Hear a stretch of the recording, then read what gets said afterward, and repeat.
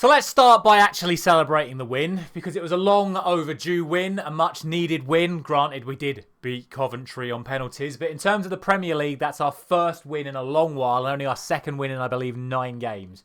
So we need to celebrate that, because we needed a win. We need to start building momentum towards this final against Manchester City. But let's not pretend that was a great performance. That was a good, let's say, average to good performance against what is by far the worst team in the Premier League. And to win 4-2 is all right. The goals we conceded were horrendous. The chances we missed were horrendous. But the goals we scored were good. So, well, 3 of them were good. 1 of them was a bit average.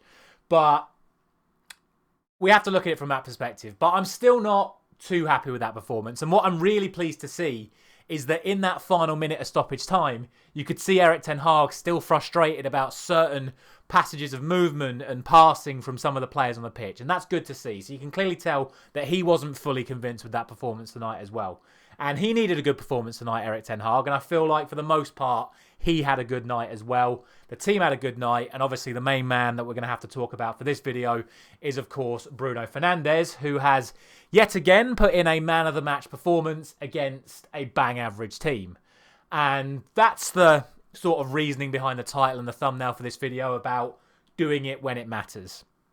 Bruno Fernandes has had a poor season by his standards. He has still had a good season by Premier League attacking midfielder standards, but by his own very high standards, he's not been that good. Tonight he was better, but still not perfect. And my dad told me that on the radio for the Coventry game, I think it was Clinton Morrison was talking about how Bruno Fernandes just takes far too many touches on the ball. So I was looking out for that tonight, and he really does. The amount of opportunities he had to just slip the ball through to Højlund or put Garnacho or Antony or Ahmad in on goal earlier than what he actually tried to do, it was staggering. He probably could have created 5 or 6 more goal-scoring opportunities. He was just a little bit sharper. And like I said, I think that's just what it is. I just don't think he's as sharp as he has been. I think he needs a break. We've said about it already. He's not going to get one. He's going to play every game to the end of the season. And then, you know, if Portugal go far in the Euros, he's going to play all through the Euros as well. But he just doesn't look quite fully at it, Bruno Fernandes. But obviously, he did get the Man of the Match award today for his 2 goals and his assist. But speaking of taking that amount of time, just before I do move on, he had 3 opportunities in stoppage time to slip in Ethan Wheatley, who I was desperate to score because he's been fantastic. And I'm so pleased for the under-18s that they've won their cup and they've won their league. They've been playing phenomenal stuff, and I would have liked to have seen more of those players come on tonight, and sadly it was only Wheatley that got on.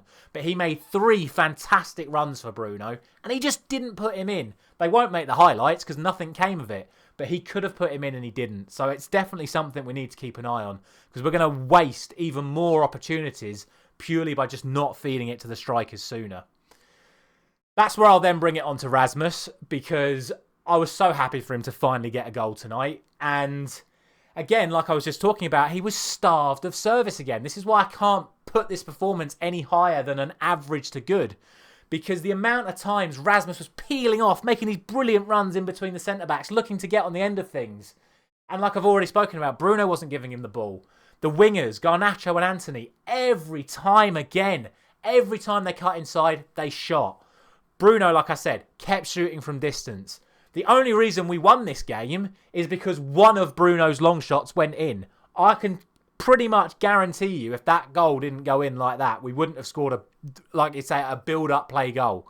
It was going to be a worldie. The only reason we scored a 4th was because Sheffield went for it once we got a 3rd, which left the space in behind. And at that time, Bruno quite simply had to pass it to Højlund. Thankfully, he did. Rasmus, hard work, finally gets paid off because he gets his goal. But if you see some of the highlights of this game and you see the amount of shots that Garnacho and Antony have from areas where, if you just watch Højlund, he's either in space or he's fed the ball to these players and then made a turn. You know them ones where you just literally lay it off and then spin into the gap. The amount of times Højlund did that tonight, and Garnacho, Antony and Bruno Fernandes all shot. Honestly, it is disgraceful.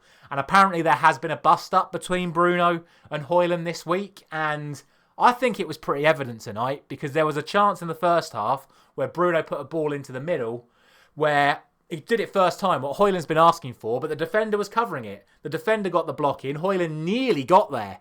And then Bruno just flung his arms up in the air like it was Rasmus's fault for not getting on the end of the one time he put a ball into him, essentially justifying why he doesn't put the ball into him.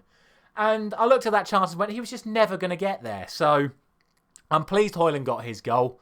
And then I think we then have to talk about the 2 goals we conceded because it's a disaster class defensively again. The first goal, to be honest, I think both goals Dalot has to take a lot of the blame for again.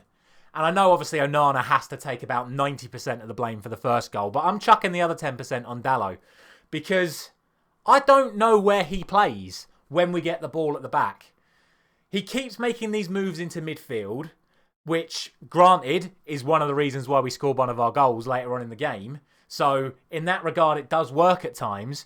But he's so far one side or the other. If you're not looking where he is, you don't know where he is. And I think that's what happens on the first goal. Onana has been so used to Dalot being tucked in that when he's all the way out on the left-hand side, Onana plays it to where Dalot has been, and he's just not there. Bogle gets in. Maybe Onana could have come and closed him down better. It's a good finish from Bogle. But I think that is as much to do with Dalot not being in a fixed position when we have the ball in our defensive third as it is actually Onana giving it away. And that then leads me on to the second goal because, again, it comes from Dalot not being in a traditional left-back position. You watch it again, he is in front of our other 3 defenders. So not only is he just in midfield in terms of he's in the forward left position, he's not in a forward left position, he's in a forward right position. He's actually in front of Wan-Bissaka, Casemiro and Maguire. So when the ball gets turned over, he doesn't know where to position himself, just like the Coventry one. Wan-Bissaka, Maguire and Casemiro don't really know who they should be picking up because Dalot's just in a space in front of them and they've all got to cover someone else. And then yet again, Christian Eriksen lets a midfield runner go and Brereton Diaz scores.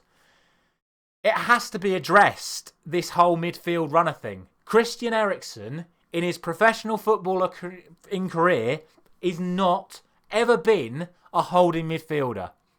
If you're going to play someone like that, you play one player like that. You don't play Mainu and Eriksen because they're both just going to drift around this area of the pitch. There is no point playing Eriksen that deep. He's absolutely ineffective. And I know Christian wants to play games, and I've spoken about Eriksen enough times on this channel. I love Christian Eriksen. But if you're going to play him, you have to play him in Bruno's position. You can't play him anywhere else. You simply can't. Because yet again, he's been caught in a position where he doesn't know where to track a runner. They've got him behind and they've scored. And that happened on more than one occasion.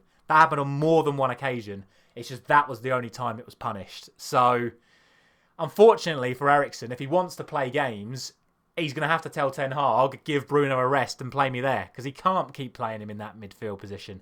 And ironically, it was McTominay coming on that actually then flipped the game in our favour. Because he then started making runs in behind the attacking line, almost playing as a front 2 at time with Rasmus, which then stretched to the fence, which then allowed Bruno to get on the ball more, and that's when we actually started creating stuff. Because like I said, Bruno wants to have more touches in midfield, but with McTominay stretching the defence, Bruno got more time in midfield, which then created more chances for us and obviously gave him the space to score the goal that he ended up scoring, and a great goal it was.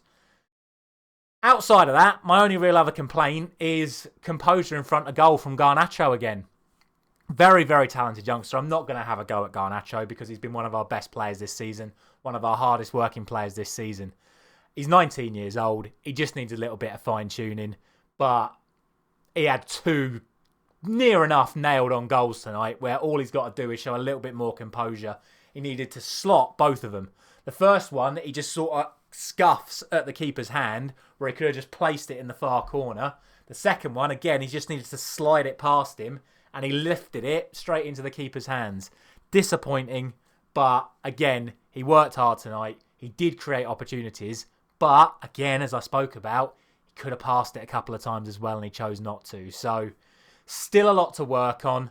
I'm obviously happy we've got the win, but like I said, not fully convinced by that performance. I think we'll need to play better than that if we're going to beat Burnley at the weekend, because Burnley are definitely better than Sheffield United, as proven by the result last weekend with Burnley beating Sheffield United away. So they're going to come to Old Trafford full of confidence after good performances recently, and best believe Vincent Kompany's wants to get a result at Old Trafford. So I still think improvements need to be made. I would still like to see McTominay play slightly further forward, allowing Bruno to have that space. And I would really like to see the wingers swap. I would like to see Garnacho on the right and Anthony on the left, where we can actually play balls into Rasmus, because he's begging for it. He's begging for service, and he's still not quite getting enough. Let me know all your thoughts down in the comment section below. Let me know your thoughts on the whole penalty drama, where the referee's blown his whistle as Rasmus puts the ball in the net, bless him. Just when you thought anything else couldn't go against him, the referee steals a goal off him by giving a penalty, which was a penalty, albeit a soft penalty. I'm not going to lie. There's not a lot of contact on Maguire, but there's definitely enough for him to go down, and once it's given, it's never going to be overturned. Personally, I'd be a little bit upset if that was given, but I still think it's just about a penalty, especially when you consider that we had one given against us for Højlund on Rodri earlier on this season. But yeah, rules are rules. The ref blew his whistle before Højlund put the ball in the net. Therefore, penalty has to be given. Referee, as we spoke about yesterday, needed to do his job a little bit better in that situation. Let the play go out a little bit longer. But other than that, like I say, 3 points in the bag. Who knows? Maybe we could still get fifth. I don't think we will. But we've got to start building momentum towards that FA Cup final. And a win tonight is a good start. A win against Burnley at the weekend is a great way to carry it on. But we'll see what happens. I'd like to see the youngsters play a little bit more. But again, we shall see. Thank you very much for watching. As I said, let me know your thoughts down in the comment section below. I'll see you again very, very soon.